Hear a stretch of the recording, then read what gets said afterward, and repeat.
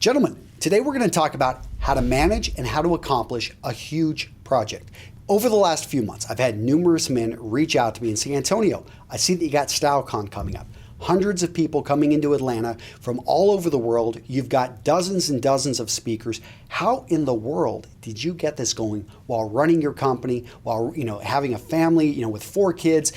How did you do all of this? And I thought about it, and there was a time years ago I wouldn't have been able to do this, but through proper project management. In the 5 tips I'm going to share with you today, guys, I think that you can apply this to anything in your life, because project management, I know it doesn't sound sexy, but when you think of, hey, I've got to write a 50-page paper, or I've got a project at work that's going to be over 2 months and it's going to involve 20 people on 3 different continents. Those are big projects. So how can you more effectively manage them? In this video, guys, I'm going to give you the 5 tips on how I've been able to effectively manage and create and get this conference up off the ground. This is going to be the 3rd time we're doing it. I can tell you that this was the easiest time I had planning, or so it seemed. Now, don't forget, I support this with an article over at Real Men Real Style.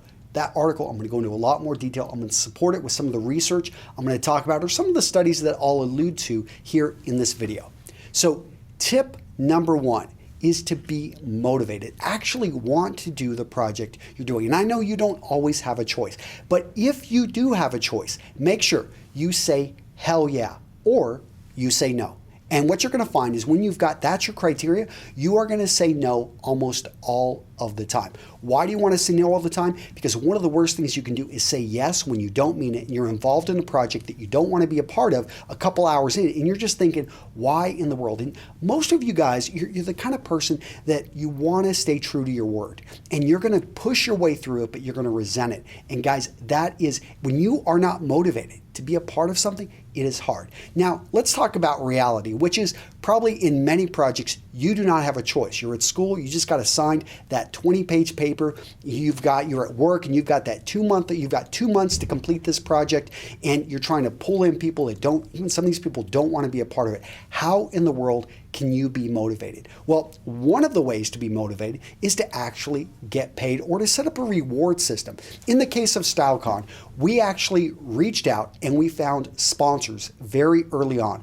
I reached out to people I knew and I said, hey, who is interested? The guys over at straightrazors.com, and go check them out. They've been a supporter of my channel for well over a year, and they make some amazing straight razors. But straightrazors.com rose their hand in the first week and said, Antonio, love what you're doing. We want to be a part of it. Mike over at Rib T. You guys know I love his undershirts. I've worn his undershirts.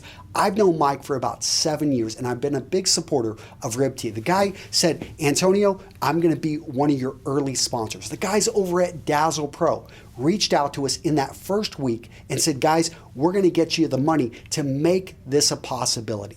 And when you've got, in a sense, the money in the bank that already has taken care of a lot of worries, guys, that is an awesome motivator. So I know you can't necessarily do that at school. It would be nice if somebody paid you, but what you can do is say, I'm going to reward myself. I've been really wanting to get that nice suit, or I've been wanting to go out to dinner. I've been wanting to go to that concert or go to that club. And if I get this done, I am going to reward myself. Now, you can also set up a penalty, and a penalty is a very strong motivator. In fact, some of the research shows that penalties actually are more powerful than rewards. I don't really like to go that route personally. I find that I do enjoy the rewards more, but Tim Ferriss talked about this, how you can actually say you're going to donate to a cause you do not agree with if you do not accomplish that. So tip number 2 is to plan and, if need be, adjust. So I threw out initially when we were planning out StyleCon, spent about a day, and we planned out exactly what we would need, created this big long checklist, a couple pages long.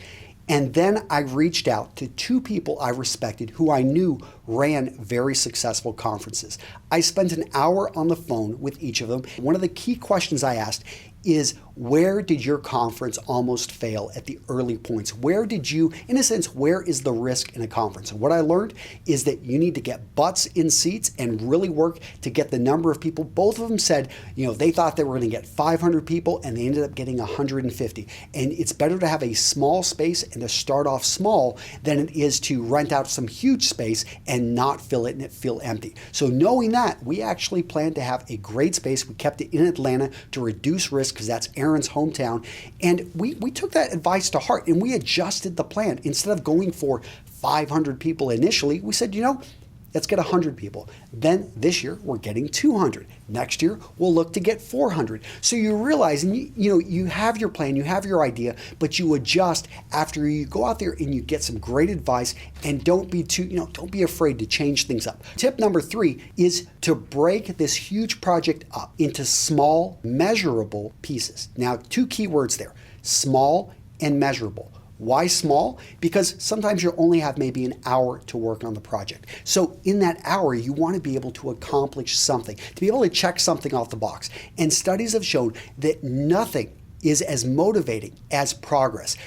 Just the feeling of checking a box off gives us this internal high that can really makes it worth it and will drive and motivate you sometimes when nothing else will. Now, measurable, if you can't measure it, it's just not going to get done, or it's not going to be something that you're going to know when you get to the end of it. So make sure you're clearly defined what you're going to do. So tip number 4, have an accountability partner or hire a coach. Have somebody that it's going to hold you accountable. Aaron Marino over at Alpha M Image Consulting, you guys know his channel. He has been a great accountability partner. I'll tell you, nobody works harder than this guy. He's up at Sunday mornings at 5 o'clock in the morning and works 7 days a week, more than I do. That's not the kind of lifestyle. I've got 4 kids and my wife won't let me work that much.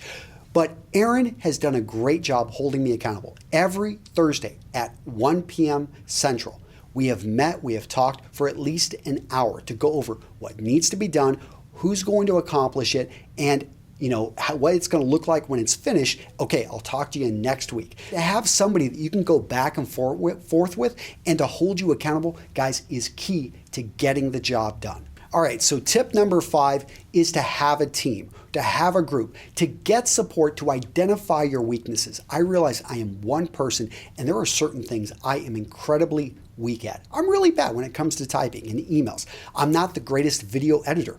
I am really bad when it comes to technical stuff in websites. So guess what? I have a team and I brought them in to help me get done what needed to get done. Yuri did a great job building up the StyleCon website. Jamie did a great job answering emails, responding to people. She literally sent over 1,000 emails. Thomas came in and did the video editing. Jane came in and created, she basically did the social media promotion. Tina, she came in and she did all the artistry work. Yes, they're part of my team and I paid them for it. But you can find people who will come in and want to support you. So if you are a student and you need some help, reach out. I really do think students should work more in teams because that's how you're going to work in the business environment. If you're in the business environment, bring your team in and say, hey, I really do keep them involved, communicate well with them, leverage each other's strengths, and at the end product is going to be so much better. Guys, that is it. Go check out the support article. I go into more information there about project management, how to get things done, and to avoid procrastination. I think you're going to enjoy it. And if you're in the Atlanta area, come check out StyleCon. Guys, you can quickly sign up. There is still time. I would love to have you come out to meet me, to meet Aaron, to meet all the amazing people that are going to be at StyleCon. That's it, guys. I'll see you in the next video.